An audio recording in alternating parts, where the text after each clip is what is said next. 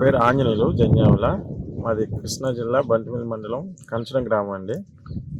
నేను 15 ఏళ్ళ నుంచి వ్యవసాయం చేస్తాను.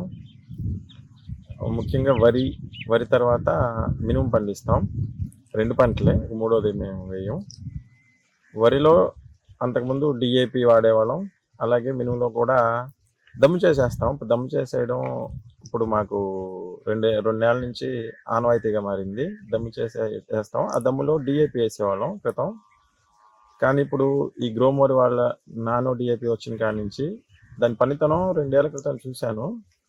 తర్వాత ఇక లాస్ట్ ఇయర్ నుంచి నేను స్వయంగా, పక్కన వాళ్ళ ద్వారా 2 ఏళ్ల నుంచి ముందు చూసేవాడిని, నేను స్వయంగా వేయడం లాస్ట్ ఇయర్ నుంచి ప్రారంభించాను. పూర్తిగా వరిలో డిఏపి వేస్తాం దమ్ములో, కానీ అరబస్తా వేసేవాళ్ళం. తర్వాత వచ్చేసి స్ప్రే చేసేవాళ్ళం. ఒక వరిలో అయితే 15 రోజుల ఇంటర్వెల్తో గ్రోమోర్ నానో డిఏపి వాడేవాళ్ళం. ఇప్పుడు మినుము మెయిన్. ఇప్పుడు రెండో పంట రబీ. మినుముకి కూడా దమ్ము చేసేస్తాం. ఈసారి దమ్ములో ఎప్పుడు వేసేవాడిని, మినుము కూడా దమ్ము చేసినప్పుడు అరబస్తా డిఏపి వేసేవాడిని దమ్ములో.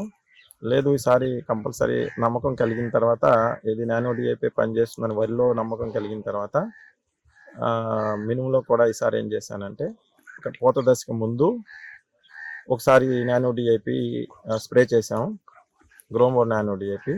తర్వాత ఒక 10 డేస్ ఇంటర్వెల్తో, పూతకు ముందే 10 డేస్ ఇంటర్వెల్తో రెండోసారి గ్రోమోర్ నానో డిఏపి స్ప్రే చేసాం. కానీ ఎక్సలెంట్గా ఉంది రిజల్ట్ అయితే. నేను అనుభవంతో చూశాను. పంట గ్రీనిష్ తగ్గలేదు, కొమ్మలు పెరిగినాయి, కంపల్సరీ కొమ్మలు పెరిగినాయి. అది నేను ఫైండ్ అవుట్ చేశాను. పూత బాగా రైజ్ అయింది, చాలా బాగుంది.